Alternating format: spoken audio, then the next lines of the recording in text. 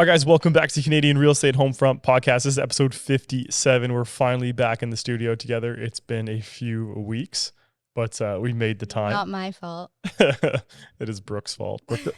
Brooke is so bad at scheduling that I don't think she knows what year it is. What? You can't say that. I'm a realtor. I'm a realtor. It's only because traffic is so bad lately that when we schedule a time midday and say I have a showing or something later that day, it's like, frig, an hour there, an hour back, and an hour here. That's fair. I'll give her that. Yeah. You're here, so it's easy for you to whip here. Whip. Sometimes it's like an hour and 36 minutes, and I'm like, oh, no, I'm not ready for that. I can't do it. Toronto has like horrible traffic. Oh, it's so bad. It's so bad. Everything about the infrastructure is just not working. How come we have worse traffic than cities that have triple our population? The roads, the infrastructure, like they shut down the Gardiner. Yeah. Like the other weekend, I was like going to play pickleball on a Sunday. Cortez is obsessed with pickleball. I do like pickleball. I just look out my window and I can see the Gardiner, and there's just people biking on the Gardiner. Biking? Oh, yeah. That's so they shut down the Gardiner for this bike, this bike thing. Is it like a bike?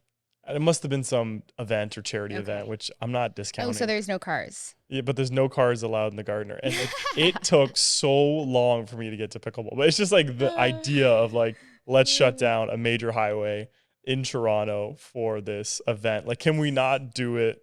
Like shut down the sidewalks or something. Yeah, that's so funny. Or maybe one lane for the bikers. Yeah. Anyways, This is a real estate podcast, so let's get into it. You want to read the first one? Yeah. All right. Toronto condo development fees quietly increased on June 6th. On May 1st, development charges in Toronto condos increased 20.7%, a move that critics said will only hurt housing affordability. The increase in fees was an expected one. Back in July 2022, the City of Toronto voted to raise development charges by nearly 50% in a phased approach. But what does appear to come as a surprise to many local developers is another fee hike that went into effect on June 6th as a result of Bill 185. The development charge rates are adjusted to reflect provincial changes to the Development Charge Act through Bill 185, cutting red tape to build more homes, effective June 6, 2024. It explains that development charges are used to pay for infrastructure costs to support the new development, including roads, transit, water, community centers, and police facilities.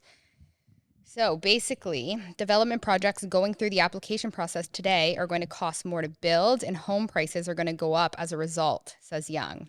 Earlier this week, he took to X, formerly Twitter, to highlight that rates are up 42% less than a year ago. He outlines how development costs for a one-bedroom condo have gone from $37,000 in August 2023 to $44,000 in May 2024 to $52,000 in June 2024.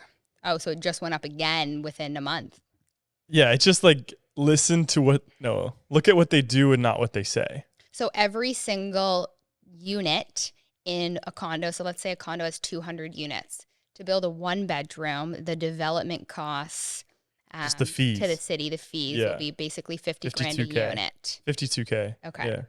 So like if you think of that as like, and everyone goes, oh, we're charging the developer more, but everyone knows that the cost gets pushed onto the consumer eventually because the developer, which a lot of them, if you read the headlines, aren't building, right? Because the numbers don't make sense. So the more the city asks for money, and the more they have, all these things, then it's like cutting the red tape, but you're not doing that. You're making it harder for people, especially like a one bedroom. You're already at the bottom of the buying pool, right? One bedroom, one bath. Like that's like supposed to be the cheaper, more affordable solution. Like this, you own this air in the sky basically. And they're increasing development fees. So they're quietly doing it. They're telling you they're going to build more housing. They're telling you all these things, but in reality, they need more money because they're spending too much as a city, and they're saying it's for roads and for police. And I get all that. It makes sense. You need those fees to pay for the roads and all the infrastructure of the development going up. But like, how does it go up so high so fast? Yeah, it's interesting because the developer has to, number one, pay for the land. Number two, apply for all the permits and all of that. Number three, all these development charges per unit. Number four, get a loan to actually do the build at a high interest rate. actually do the build. So how much money per square foot to actually do the build, and then city delays, et cetera, holding on to those loans for however long, then the sales process. So the profit margins are just not necessarily there. Yeah, they're razor thin. So that's why you're seeing housing starts pull back. Right. It's because it just costs too much. So what about, like, if we look at housing starts in the States, for example, they seem to go up much quicker.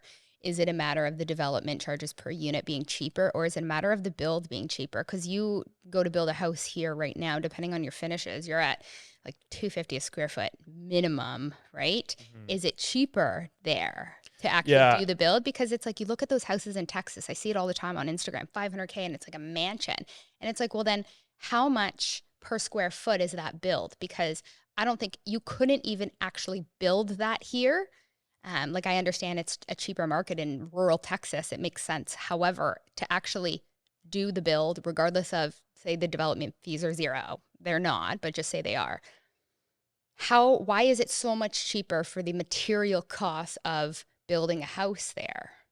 I actually don't know for certain. Well, one thing, the land is cheaper than it is here. Land here is like notoriously really expensive. Okay, so let's say you get the land for zero still. The development fee. So there's this guy's name's Matt. His last name starts with the P. I've seen him on Instagram, and he did a chart of like development fees in like Kitchener and Waterloo versus Florida, because he's a big Florida. And it was like $975 for the fees in Florida. I'm not saying this is all of Florida. Per unit? Where he was building. It was like, it was like versus so 50 grand. It was versus what it would cost in Kitchener, Waterloo. It was like really eye opening. But yeah, I think that the development fees are way too high. Like, this whole notion that we're going to build more homes. And I've been thinking about this a lot, is that every time you see it, we're going to build the homes, we're going to build 3.9 million homes. And we always talk about the supply of housing, but what if we stopped the demand of housing? Mm-hmm. Now, I mean, the number of people coming to this country, it's easier to pull back on the demand than it is to increase supply. It's obvious that it hasn't worked. To your point, if you look at immigration in the States, though, a lot of, and this is going to be maybe controversial to say, but a lot of the immigration there is improving their economy, because there's a lot of the immigration, the people that are going to work are doing the jobs that people, I guess, necessarily don't want to do. So they come here and they get those jobs like farming, like all those jobs that essentially are entry-level jobs, which is essentially boosting their economy. So immigration is actually a good thing, usually, for a country's economy. Yeah. Right? It's supposed to be a good thing if it's done responsibly. We've just done the opposite. Like, we've let a mass amount of people, and it's not just like immigration, it's foreign students too.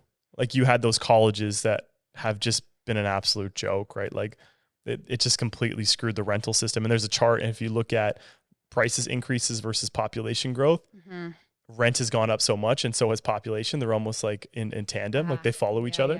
So that's a big thing. So when they come to Canada, do they know where they're going to go? Like, I get international students, yes, because the specific university is, I guess, applied for. But do they know where they're going to go when they're applying to immigrate into Canada? Because yes, the GTA is so packed, and there's not a lot of infrastructure around the core that makes the core so expensive. However, like I say always, in other countries, the cores are so expensive. In New York City, $2 million for a condo, right? If they didn't have the infrastructure surrounding the cores, it would be the same situation as Canada. We just don't have the same infrastructure and sub-cities around the cores like these other countries do. So, like, my point, do they know where they're going? Because if they immigrated to other provinces, maybe it would boost our economy. But everybody's coming to these core areas. Yeah, well, I think like in PEI recently, I think it's still going on. They've had this protest of international students or non-permanent residents wanting their PR, and it was easy to get it in PEI apparently, but then they cut it off, saying like, we've got too many service workers here now. And then these people are protesting that they want their PR, and it's not fair that they're not getting it. But I think what PEI was saying was that if you have a skill that's not a service job, like you can build homes, you're a carpenter, we'll take you all day long, but we don't have enough infrastructure for more people to do service jobs. What I mean by that, work at Walmart, work at Tim Hortons or something like that. Like, when you look at everyone's saying that we need immigration because we need more people to do the jobs that the boomers can't do anymore. And maybe that's true to an extent, but you have to attract the people in the labor force that need those jobs anymore, like people who are building homes, right? If you look at the LCBO, you see these things on Twitter, right? LCBO has a job fair. Like the line is 10 blocks down the road for a couple jobs. Right. Like you just have too many unskilled people coming to the country. But not just that, they do a bad job at like getting doctors through, right? Right. Like their qualifications aren't there. So then they have to go work at the LCBO and try and get their qualifications to become a doctor. So you have to, in my opinion, you have to be like, okay, you're coming here to be a doctor. This is the test you need to pass before you even step foot in the country. And if you pass this test or whatever it might be, then, you know, come, we'll take you. We want you. We need you. We need more doctors. We need more nurses. So I think what we've done is we just have too many service workers coming in. And actually I was listening to Donald Trump's been going on podcasts, like just regular podcasts. Like, you know, it's pretty cool. He was on Logan Paul's podcast as an example. But he was saying that if you come to if you come to the US and you're a very skilled worker in like tech, or something like that, then you automatically could get a green card. Like say you went to a certain university that was really high class. So they want to attract talent there. So like you could imagine the incentive for someone who is in India, who's a really good engineer or very smart. They come to the US for schooling. And then as soon as they're done their schooling and they can get a job, here's a green card. Like that's a pretty good incentive. So that's how they're talking about like honing in on skill. But anyways, that's, I listened to Trump on this podcast and he had some good things to say, some okay things to say as well. But yeah, it looks like he's going to be the next president of the US. Like I hear it's close, but. Did you hear or see the post that said, so Biden said, I wouldn't be running unless Trump was running as well. Basically like I need to beat him. And then Trump was basically saying the same thing. So it's like two 8-year-olds running against each other for nothing more than the hate of each other and the love for the game. Yeah, that's so funny. Anyways, that election's coming up. So there'll be I want to see how Biden does in the debates, to be honest. Like, I think he's on this cognitive decline. It looks like it in the news, at least. So I wonder how he's going to be in the debates against Trump. But yeah, anyways, you know, you got to talk about politics because politics affect economies and economies affect markets. So it's important to look at all different stages. But let's get back to Canada. So actually, we were talking about this morning about how the market's slow. Oh, yeah. Yeah. It is. It's very slow. Cortez and I were like, last week we were very slow that we both could have went on vacation and we would have had an actual vacation where every single client you've ever serviced in the past didn't need something because that's the joke about realtors. You go on vacation and you have your laptop in the ocean. Yeah, you're just working while you're there. Yeah, but no, it's been okay to just kind of let people, you know, make decisions slowly, and obviously there's no pressure on our end to get buyers to buy or sellers to go to the market. So it's been nice, right? Yeah. But definitely listing activity in terms of showings being booked is down. Like I have a beautiful condo in Oakville listed for $550, which is an awesome layout. Yeah. Beautiful new building. Which would have been a deal a long time ago. Would have been a crazy deal. Like they were selling for $730 in the peak, right?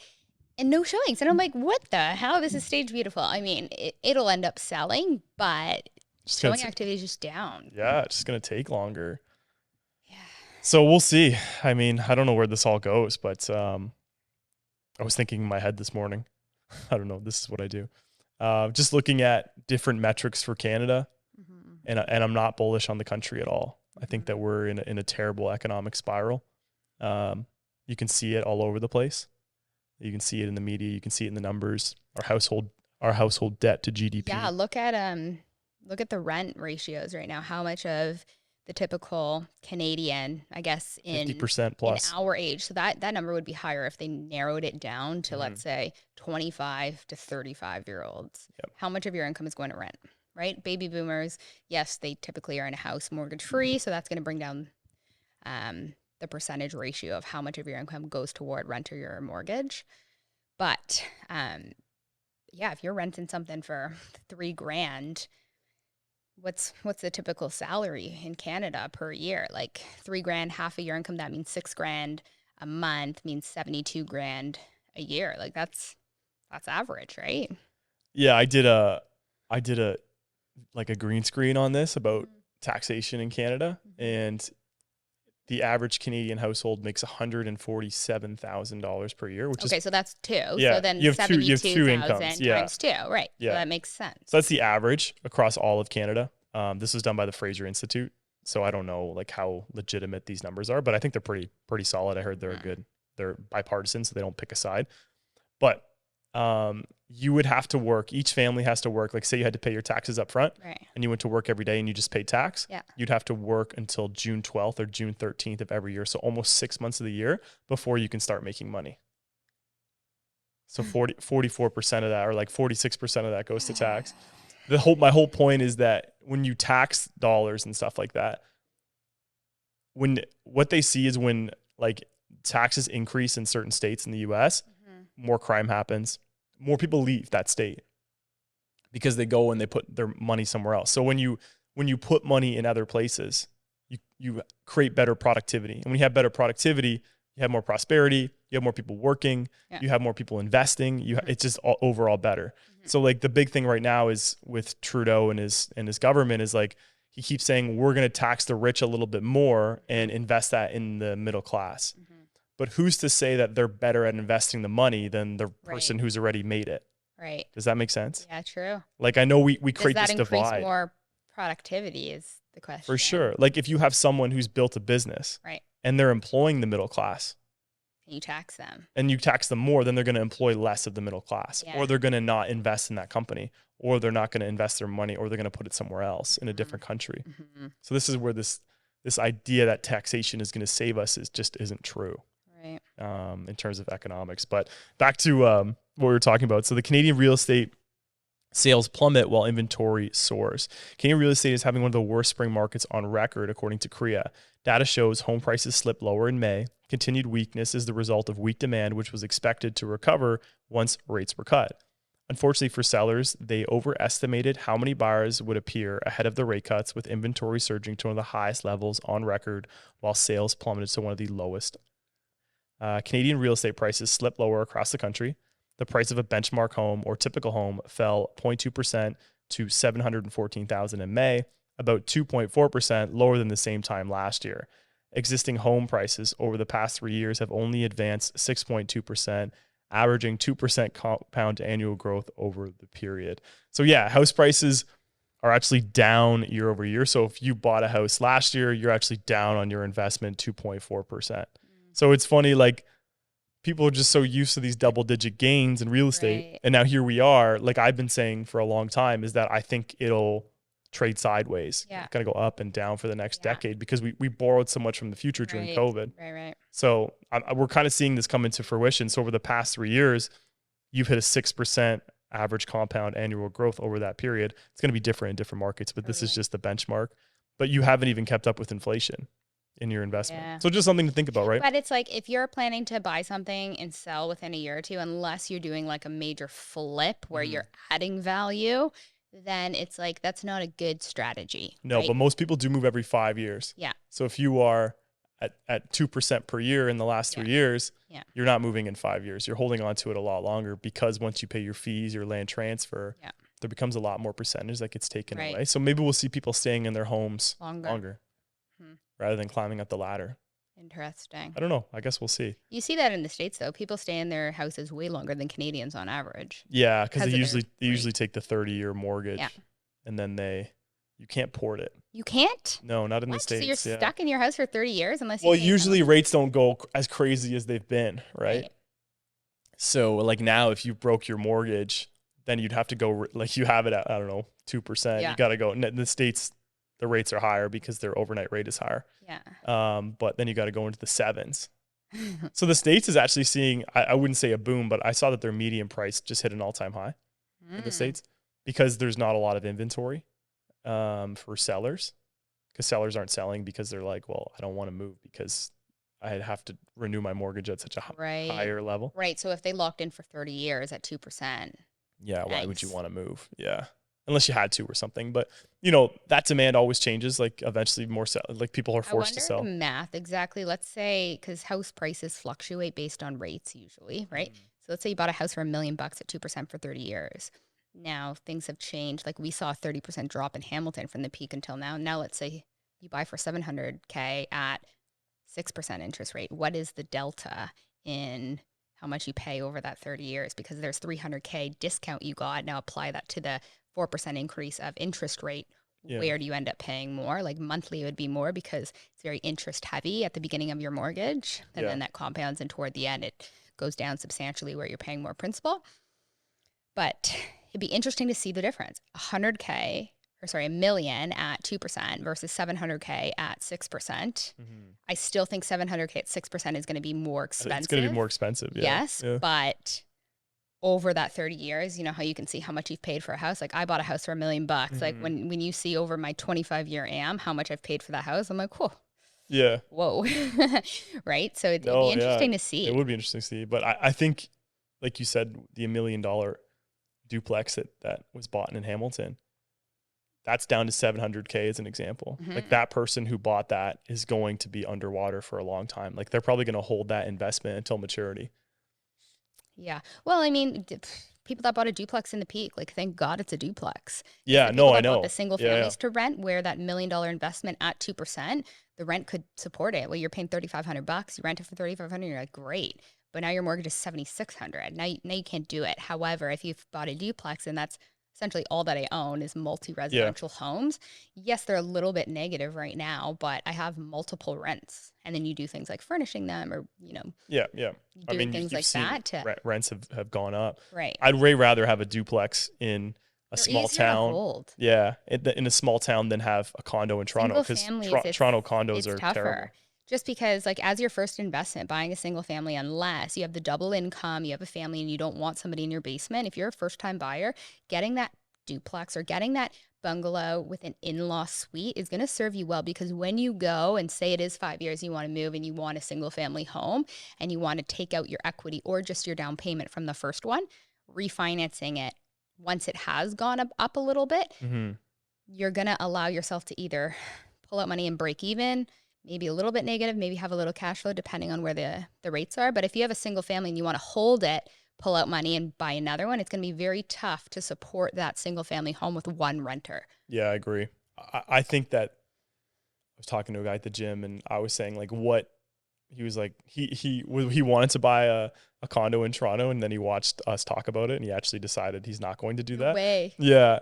And I was like, the moment, because I want to be that person that says, okay, here's the math on it. It now makes sense to buy. Totally. But right now it just doesn't for a condo. But I don't know if a Toronto condo will make sense for a long time because of just how much they went up in value. You have the maintenance fees, the taxes, and just how cash flow negative they are now. So now you have this whole cohort of investors. Like 50% of condo owners were investors, and now they're negative cash flow $1,000. Yeah. They're all running for the hills, and I think it's only going to get worse. Right. And saying like, look, I don't want to hold on to this anymore. Because there's better investment. So I tell a client of mine who bought a Burlington duplex, so it's at a different price point than a Hamilton duplex, right? But we bought a Hamilton duplex, and he's negative now about $1,000 per month with the double rental. And so, but he is very cash heavy investor, right? The negative isn't going to break his bank at all. He probably doesn't even notice it. But it's like, okay, so you're negative $12,000 a year. This is how much you're paying on principal per year. And this is what we bought it at. And this is the expectation of where it will be. Let's say if we hold it in 3 years. So that $12,000 negative, if you're an investor that is cash heavy, yes, it sucks. No one likes to be negative, but is this investment, number one, giving you the spread of paying down your mortgage and increasing more than $12,000 a year? Yes. So we can make it make sense even if you're in a negative. Because if you buy a Toronto condo at $300,000 and it used to be $600,000, but you're negative $1,000, $12,000 a year, but you hold it till it goes to $600,000, now you're plus $300,000, but minus $12,000 per year. So you're still up. So it depends on your liquidity when it comes to Toronto condos. Because there's some investors that are like, I can support the negative right now. Yeah. And I know the spread. This is an excellent purchase price. The market fluctuates like that. They will inevitably go back up. How long that takes, I don't know. You don't know that though. Inevitably they will. Inevitably they will. We're talking 10 years, they're still $300,000. No way. I will fight you on that. What's going to be 300K? No, I'm saying like the Toronto condos, the studios, you see that are 300K. They're like, it's like 420K for a studio. I've seen a couple in the threes. Yeah. I don't know. I think that market is quite peaked. Yeah, well, okay, and that's a studio condo in Toronto without parking. So yes, that doesn't have much room to grow just because of the size. Yeah, I wouldn't buy one. I'd rather rent in Toronto than. Yeah, but like the point is I'm not saying buy Toronto condos. I'm saying like my client who's negative per month on his Burlington duplex that he did get a good price on. Yeah. It's like you're negative 12 grand. Now apply that to a 3-year strategy of how much you paid down in your mortgage and how much will it go up. Even right now, it's still up like 100 grand since we bought it.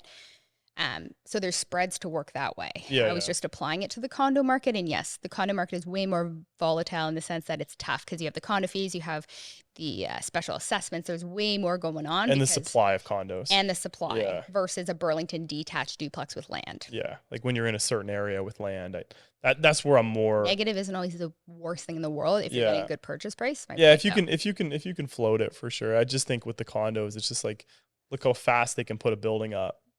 Versus like, can they make more land in downtown Burlington? Probably. Yeah, well, we say we want more supply, but you look at Burlington, it's like, where? Yeah. So it's not even about more supply in the cities that everybody works in. It's about improving the infrastructure and building up these areas. Like you go to Niagara and you get Grimsby, Smithville, and all those. So there's land everywhere. And yes, part of it's the green belt, okay, but there's tons of land that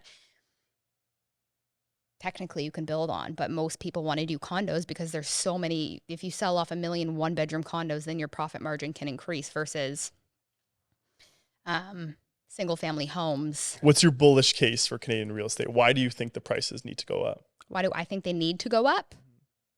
What do you mean they need to go up? Like you said that eventually it's going to go back. I think eventually it'll go back because I think it's very driven by interest rates.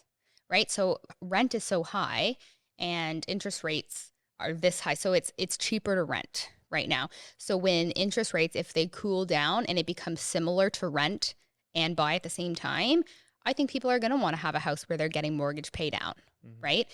I think that people want to own their own house and like do things to your house where it's like, it's yours. And I don't think that sentiment will ever really go away of the idea and dream of just really owning your own house rather than being in somebody else's house. I notice it because I was renting a house and I owned 3. And it's not that I didn't take care of my rental as much. I still live there. I very much did. But in terms of like landscaping the backyard, I'm just like, nah, it's not my house.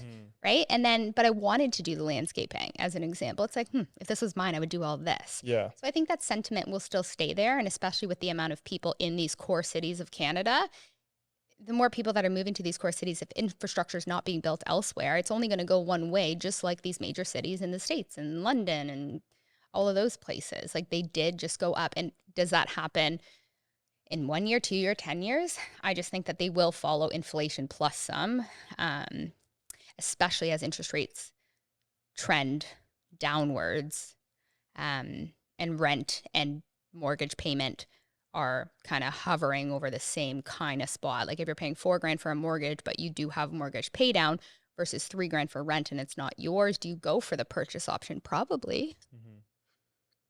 Yeah, no, I get what you're saying. I just think that you need incomes to exponentially, I think prices need to come down for incomes for people to start buying because it doesn't make sense unless you have our whole generation because price to income is about 10x. Buy a home it's ridiculous, right? So I think that house prices have to come down. And what we've seen is that, yeah, like you said, if interest rates come down, that should alleviate it. But we're never going to see interest rates go down to what they were. No. So you have people are looking at prices like it's going to go back to the peak. Well, the peak was a 2% interest rate with ridiculous amount of pent up savings from COVID with probably the highest immigration that we're ever going to see.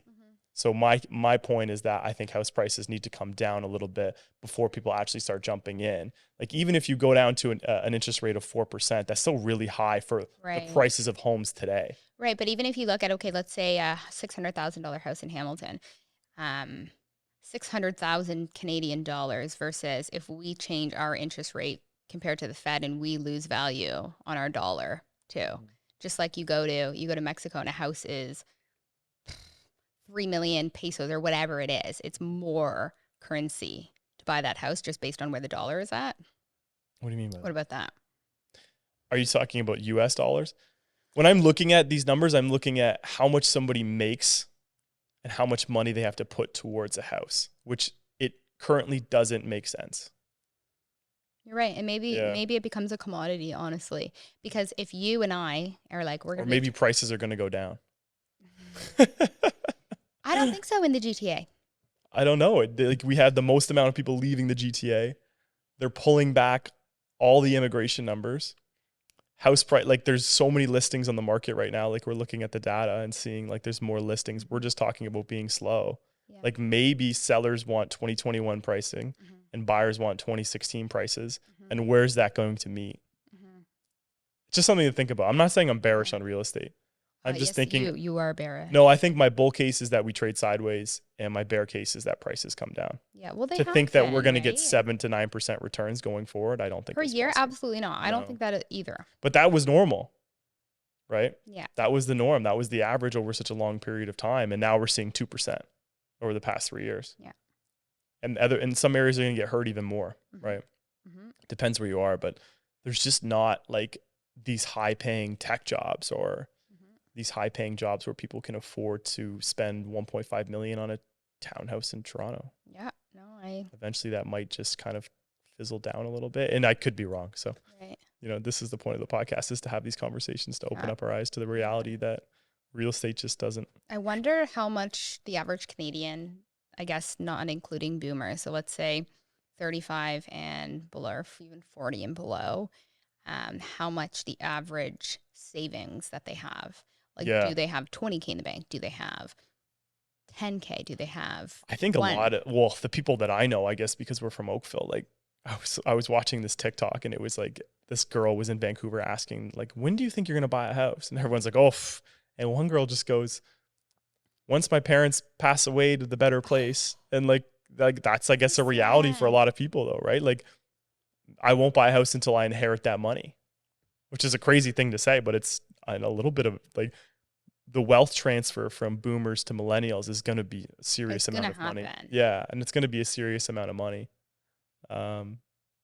So I don't know, I guess we'll see. And then what happens? I'm also crazy on AI too. Like, I think that's going to be a big increase in GDP for a lot of people with the robots. I don't know if you've been seeing these robots that Elon Musk is building. Yes, there is somebody on Joe Rogan podcast that is the first one with the Neuralink, and he can access a computer from his brain. So what I was thinking when I was like, holy crap, like here are our parents being like, in my day, I didn't have a cell phone, I didn't have a computer, and kind of thing. And then it's like, am I going to be 50 and being like, in my day, I had to actually physically go on a machine and look this up. And now it's in people's brains. Like, what happens then? Because AI becomes smart where it's like, can it make decisions for you? Do we rely so much on something that gets, say 20 years into the future? Is that the norm where we rely so much on that, where now everything is an algorithm in terms of our decisions for financial decisions? What's the better, outcome? What's the strategy here? Like, well, look how smart it is. Like, all these things speak like 100 languages, like these AI things. Like, imagine what it could do to the stock market. Imagine what AI can do to day trading. Just think of these robots in factories, right? Like, you can have these robots running 24/7 versus like a human who can only work 8-hour shifts, right? So those jobs are going to be taken away, but what other jobs will be created from AI? Like, that's another thing. It scares me because of how human looking some of the robots that you see. There's one at Sherway. Go to Sherway and see the Tesla robot that they have. Yeah. It freaks me out because even when you look at there's like conspiracy theories about Joe Biden and like him like not being Joe Biden. Like, I don't play into it. But I'm watching the TikTok. And he has a mask, and like, this is why it's not actually Joe Biden. And I'm like, so then the CIA or something did these like human looking masks. Like, you see it in Mission Impossible, when he pretends to be that guy and like pushes the mask. Yeah. And I'm like, it is so real looking that you at one point will not be able to tell the difference between a human bagging your groceries and a robot. And maybe they're mannerisms right now, but in the future. And that is concerning. And then it's like, we look at, okay, productivity increases by immigration taking on all these jobs that, like in the States primarily, of these entry-level jobs. Yeah, low skill. It sounds bad. It sounds bad, and we don't mean it that way. No, it's just, that's what they call it. Right. Yeah.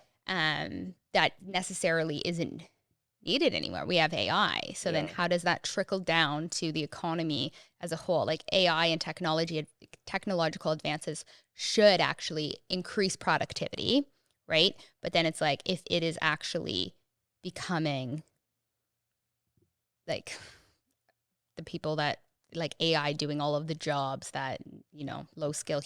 Yeah. Like the grocery store. Like if you just want a real world example. Well, there's already like self-checkout and we don't even think about it. Like the people aren't necessarily needed. I use the self-checkout all the time. Me too. Yeah. Ordering online. There's in my building, there's something called aisle 24 and you just put your credit card in and you have to take a picture of your face, but no one works there. It's just you go in, you grab your snack, whatever you want. You grab your snack. Yeah, and then you check yourself out. Obviously, there's cameras watching you, so like the only way you can open the door is through the app that you signed up for with your credit card. Right. But like that's just an example of like how to cut cost. And another example will be when cars drive themselves. And when you order an Uber, there's going to be no one driving because so creepy. You crush the margin, right? So then margin gets way better. Yeah, and you even got to think of like building houses. Yeah. This could speed it up. It could speed it up, but then it also freaks me out too, though, because of the movies that have planted in. iRobot. Yeah, it's serious though. If they're able to think for themselves, like they follow core rules, right? If they think that hurting a human is for the betterment of something, like who's to say the judgment of AI is correct in terms of morals? Yeah. Right? How can you program morals into AI where they don't start making these, and how do you stop it?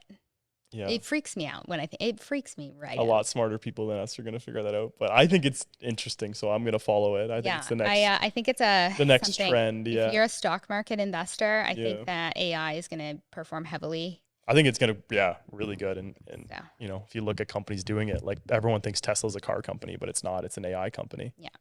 Self-driving cars, and they're building a robot. They have an energy business. There's a lot going on there. That's like crazy. Elon, I wouldn't bet. I listen to Elon. It's some of the things that he says cracks me up though. Like he was saying about like nobody understands where eels come from. They all travel toward the Bermuda Triangle during mating season. And even if you put it in a bucket, they'll travel in the direct direction of the Bermuda Triangle. Like we don't know where they come from. They're aliens. Like I don't know if I can follow everything you say, but he gets you thinking. Special. Yeah, it gets you thinking that. too. Anyways, guys, I think that's everything for today. Did we read all three? I don't know if we did because we went on so many tangents. Do you want to read I know. You want to read the last one quick? Oh, yeah. Let's read the last one quickly. Yeah, that's important. Delinquencies for Canadian mortgages rise 24%. Ontario hits $1 billion by Equifax. Canadian households are finally starting to realize why so many agencies warned against borrowing so much debt. A new report from Equifax shows more households are struggling to repay their supersized debt loads. The agency notes the trend is amplified in more expensive regions where delinquencies are rising faster than the national average. Even worse, early signs show this trend may be just getting started. Equifax specified Ontario's balance of delinquent mortgages, those more than 90 days past due, exceeded $1 billion. Wow. Yeah, $1 billion, yeah. The first time ever. So 90 days past due in terms of the mortgage amount has exceeded $1 billion. That's crazy. That's a lot of money. They also shared data points regarding the most expensive real estate markets, Toronto and Vancouver. In the last 12 months, the number of individuals who moved from Ontario and British Columbia to other provinces exceeded those who moved to Ontario. Almost 71% of all interprovincial movement to Alberta came from those two provinces alone. So Vancouver and Ontario going to There's another metric where I'm like, okay, like I'm not that bullish on Ontario and Vancouver because people are leaving Ontario and Vancouver or they're immigrating to Alberta. Wow. So it's pretty, for cheaper housing, right? Like it's, not everyone's going to go, but someone who's like, oh, I want to own a house. I'm going to move to Alberta. Yeah. Right. And Alberta's private sector is doing really well. So their job growth that they're creating is, I don't know. I feel like it's like the only bullish part of Canada right now is Alberta. But yeah, delinquencies are up. I was reading today that rent. So then do we see more power of sales is the question. I think so for sure, right? And rents are also, people are not paying their rent for the first time in a long time. Oh. I saw this guy on Twitter say that he's been in the business for 35 years and he said that no matter what, someone always paid their rent. Right. And now for the first time, he was like, this is the most where we've seen people not pay rent. And maybe it's a little bit by design because of the tenant landlord board. It takes 12 months to get a hearing. So, you can get away with it. Yeah. But I think that people would most likely be paying their rent if they were kicked out in 30 days. Yeah. So interesting. I wonder if that would change if our tenant landlord board rules were better. Like if you don't pay, you have 30 days to pay, like to get out essentially, if that, or if they just simply don't have the money. Yeah. Is that what it is? I think so. But, yeah, like we said before, I think that there's a lot of elections and a lot of interesting things coming up and a lot of changes in power happening. And yeah, we'll keep you guys updated on what we see. Crazy. Yeah. Wow. It'll be funny when we're like 45 or something and we're like, let's listen to like our first 50 episodes. And we're like, holy crap. Remember when we, I feel like just the world is changing at a very exponentially fast rate that we can't even see it. Like we talk about it and we keep up with it, but it's changing so quick and everyone's trying to keep up that before we know it, it's just going to be like, holy, look at. I think in 24 months, the world will be a lot different with technology and with scary a lot of things. Yeah. Scary to think about. No, right? I honestly think so. I think and like, how do you prepare yourself? AI is so smart. Like just put into like this computer, like what you want to know and it'll spit it out in 30 seconds. Like that is something you never thought you'd ever see in your life. Nuts. Yeah. Anyways, guys, that was a fun episode. Yeah. It was good to get back in front of each other. It's always good energy. So, anyways, if you do want to book a call with us, please do so in the first link in the description. And yeah, if you guys want us to get bigger guests and to do this more, if you just like and subscribe to the channel or just leave a review on Apple, Spotify, or Apple Podcast or Spotify, it really helps the channel. And it helps us attract bigger guests. We had John Flynn on and Millennial Moron on recently, and they were good interviews. So if you like this kind of free content, please do that. And we will see you guys next week. Take care.